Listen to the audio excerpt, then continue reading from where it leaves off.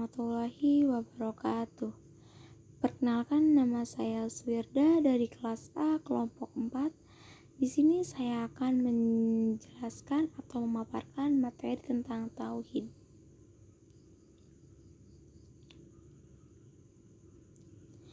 Allah Subhanahu wa taala berfirman, "Qul huwallahu ahad," artinya, katakanlah Muhammad, dialah Allah yang Maha Esa.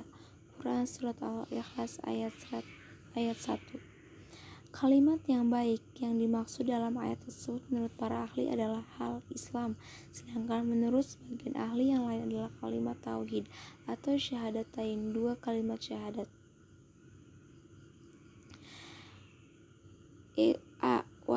Wahdaniyah Allah Subhanahu wa taala.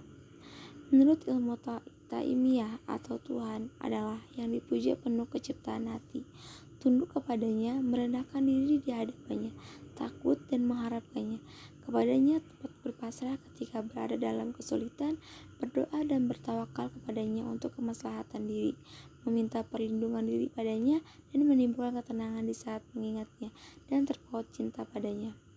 Sifat yang dapat merusak tauhid dan mengarah pada sikap mempertahankan diri, sifat riya, egoisme, takut dan bimbang, zolim, hasad atau dengki. Oleh karena itu, dalam hal mengesahkan Allah ini, umat Islam senantiasa berusaha menghindarkan diri dari segala bentuk pengambahan selain kepada Allah, dengan berikrar sebagaimana dalam salatnya, hanya Engkaulah yang kami sembah dan hanya kepada Engkaulah kami meminta pertolongan. Quran Surat Al-Fatihah ayat 5. Para ulama juga membedakan konsep ketauhidan menjadi 3 bagian, yaitu yang pertama tauhid rububiyah. Tauhid rububiyah berintikan pada penegasan atas keesaan Allah dalam af'alnya, dalam penciptaan dan pemeliharaan semesta. Allah menciptakan langit dan bumi beserta isinya. Allah mencipta manusia dan segala makhluk, serta menjamin rezekinya dalam mencipta. Allah tidak mempunyai sekutu dan tidak ada penentangan terhadap kekuasaannya. Tidak ada kehendak makhluk yang menentang atau mempengaruhi terhadap Sang Pencipta. Segala sesuatu berasal dari Allah dan kepadanya lah makhluk kembali. Tauhid rububiyah ini secara filosofi dapat menjadi landasan kosmologi Islam. Tauhid rububiyah merupakan sebuah pandangan umum tentang realitas, kebenaran, ruang, waktu, dunia. Tauhid meliputi prinsip-prinsip, yaitu yang pertama dualitas, yang kedua ideasionalitas, dan yang ketiga teleologis.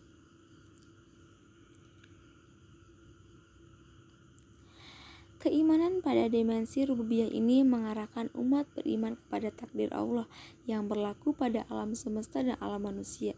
Kode Allah atau ketetapan Allah telah berlaku sejak manusia lahir.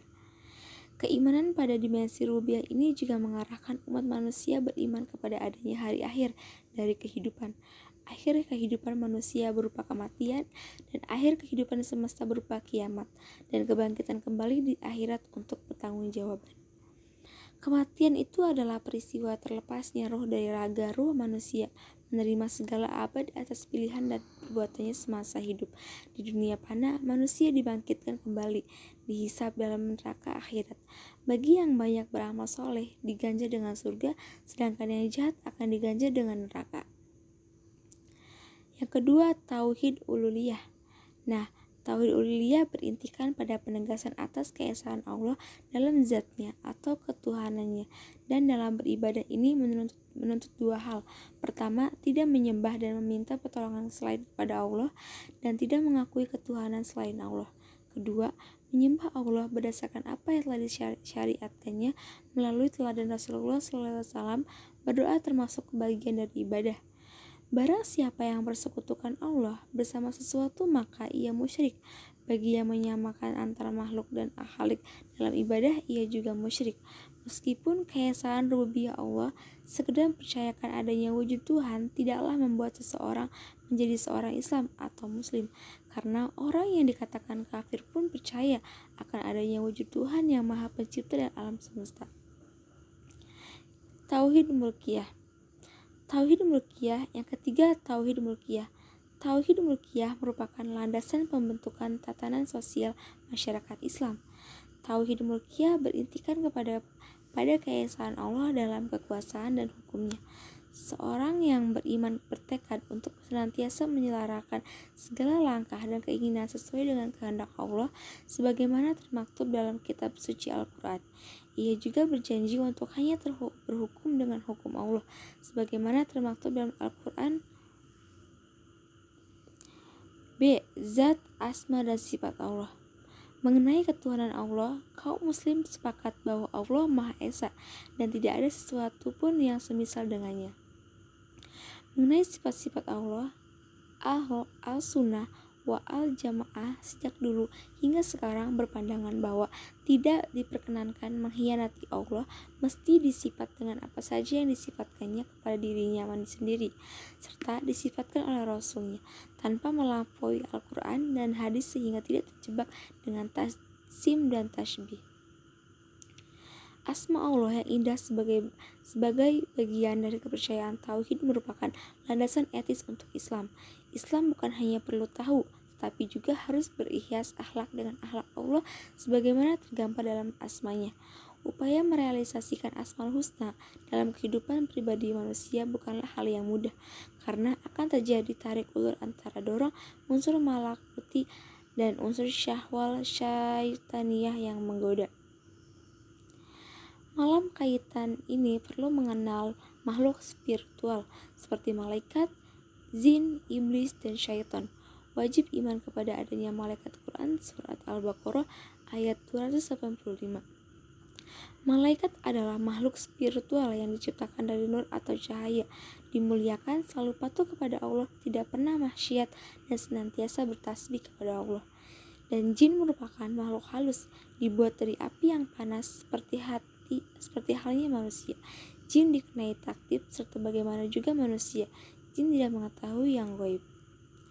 Iblis adalah makhluk halus dari golongan jin yang kafir. Anak keturunannya disebut setan. Iblis hidup sampai kiamat. Setan bekerja menggoda, menyesatkan manusia. Orang yang melanggar ketentuan Allah berarti memperkuat kedudukan setan dalam diri. Keterpedayaan manusia kepada tradisi syirik pada umumnya adalah karena menyangka bahwa jin, iblis, atau setan dapat mencuri dan berbagi informasi mengenai misteri peristiwa gaib, misalnya masalah jodoh, usaha manusia di masa depan, kematian, kiamat, dan lain-lain. Iblis dan setan sebagai musuh utama manusia senang melihat keterpedayaan ini secara langsung atau tidak. Manusia yang berperilaku syirik dan bertindak maksiat ini telah mempromosikan kejahatan dan menyokong kekuatan setan, bahkan telah berteman dengannya. Nauzubillahi min dzalik. Nah, cukup sekian teman-teman yang dapat saya jelaskan. Terima kasih. Wassalamualaikum warahmatullahi wabarakatuh.